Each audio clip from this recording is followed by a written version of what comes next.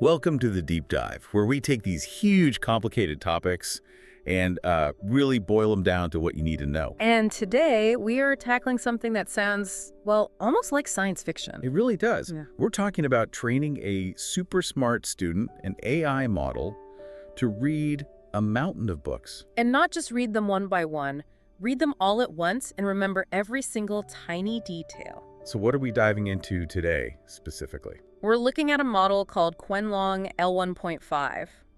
And I think the best way to imagine it is, it's like that one student who can handle the biggest research project you could ever dream up. Okay, and how big are we talking? We're talking up to 4 million tokens at the same time. 4 million. Wow. Can you put that in, like, human terms? Sure.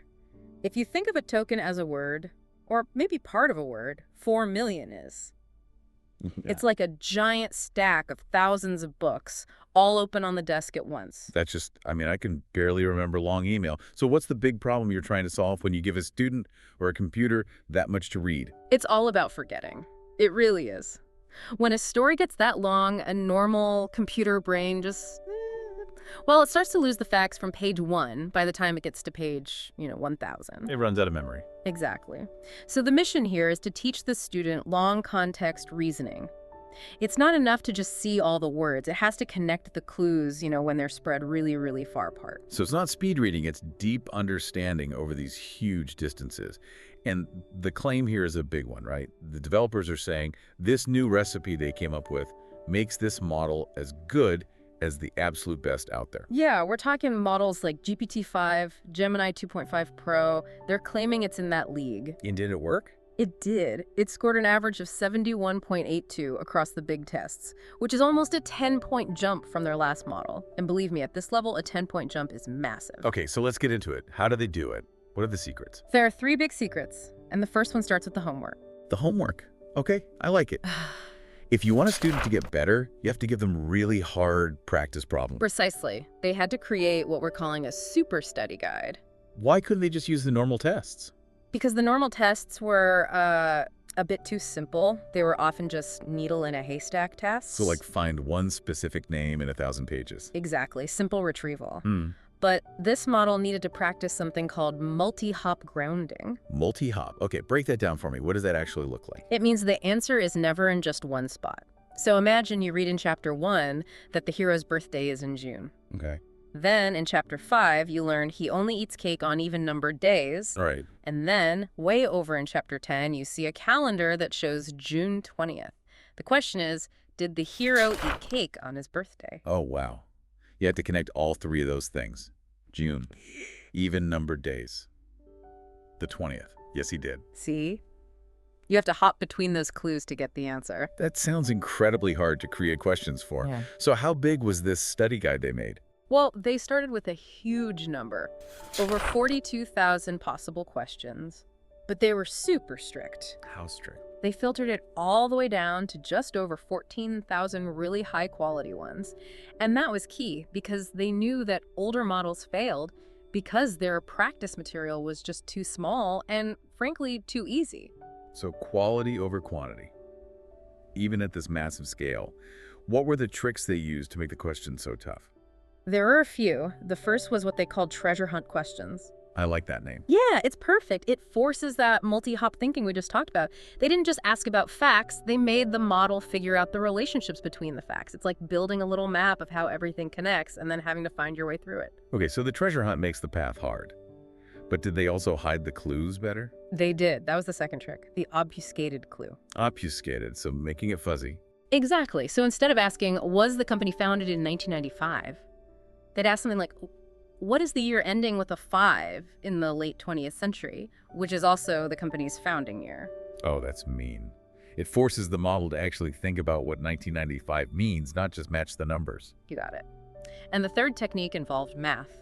They called them super spreadsheet questions. A spreadsheet. Think of it like that. They'd create these really complex math problems where you had to find numbers scattered across totally different documents, like a price in one file, a number of items in another, and a discount code in a third file. And then do the math. And then do the math. It's testing reading, reasoning, and calculation all at once. This is a brutal exam. But how did they make sure the model was actually reading the documents? and not just, pulling the answer from its own memory. That is the most important part. They had two really strict quality checks. The first was the knowledge grounding check. Grounding. Yeah. Before they approved a question, they would take the book away, the whole document, and ask the model the question. And if it still got it right. If it could answer correctly without reading, it meant the answer was already in its memory. So that question was useless for testing reading skills. They threw it out immediately. That makes so much sense. But it must have been a lot of work. It was, but it was essential to make sure it was really learning to read, not just to be a trivia machine. What was the second check? The contextual robustness check. This one's cool. They take a good question and then just dump a bunch of totally random, irrelevant documents around the real one, just pure noise. To try and distract it. Exactly. And if the model suddenly couldn't find the answer anymore just because of the extra noise, the question was considered too fragile. They paused it. They only kept the ones the model could answer even when it was surrounded by distractions. Okay, so that's the super study guide. Incredibly hard, very carefully checked. But if the homework is that hard, the student might just get confused and give up. How did they keep the learning process from, falling apart? That's the second big secret. The solution was progressive training. Progress? You can't just hand a first grader an encyclopedia on day one, right? Right. You start small. They began with documents that were only 32,000 tokens long. Then, step by step, they gradually made the books longer and longer. And crucially, it wasn't just about reading longer books, was it? No, and this is key. As they made the input longer, they also made the output longer. They taught it to write longer and longer coherent answers, all the way up to 50,000 tokens. So it's learning to hold a really long, complex thought. Yes, that steady, step-by-step approach keeps the training stable. But it also needed some internal discipline. Which brings us to this thing called the self-controlled dial, the AEPO algorithm. That's a great way to think of it. It's all about managing the student's mindset. It balances exploration, trying new creative things, and exploitation, which is just using the answers it already knows work. And the technical term for how wild its thinking gets is entropy. That's right. High entropy is like a wild brainstorming session. Lots of crazy ideas. And some of those ideas are probably bad. Very bad. And they create negative feedback. If you pay too much attention to all that negative feedback, the whole learning process can just crash. So what does the self-control dial do when things get too chaotic? When the entropy gets too high, AEPO just steps in and masks the worst of that negative feedback.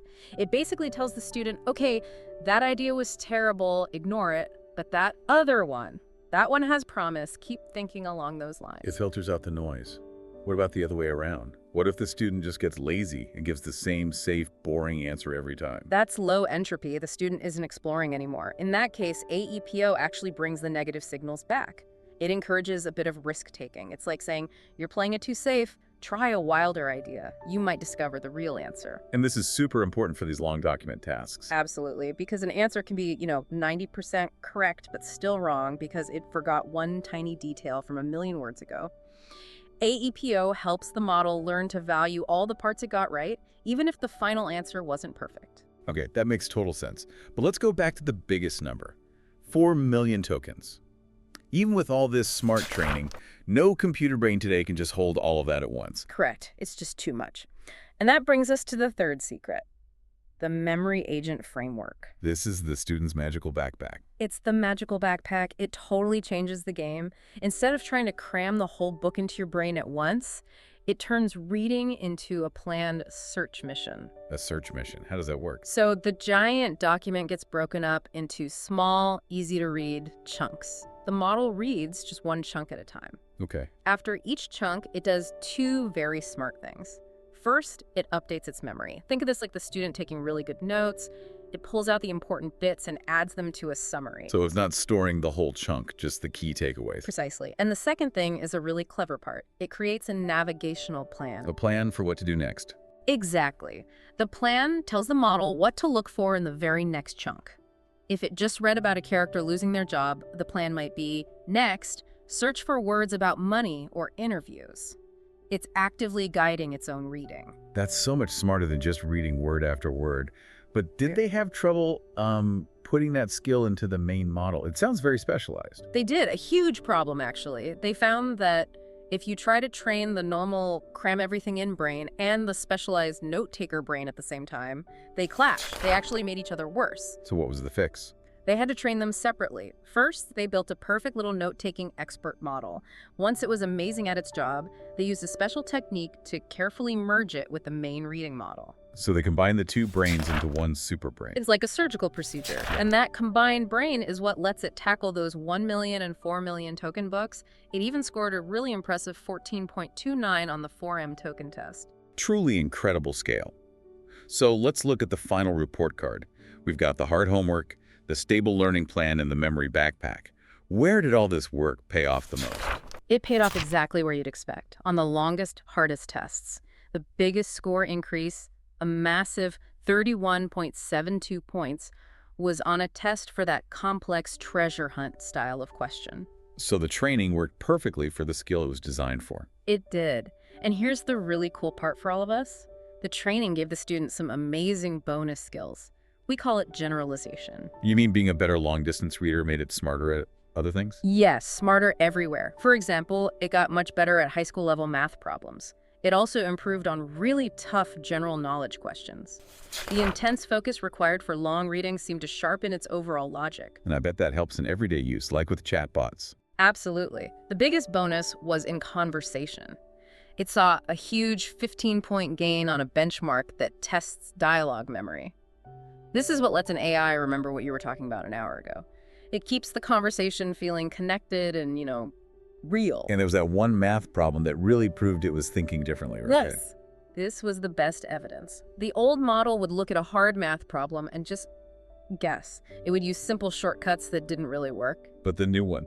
The new one, QwenLong, had enough mental space to see that the simple approach led to a logical contradiction.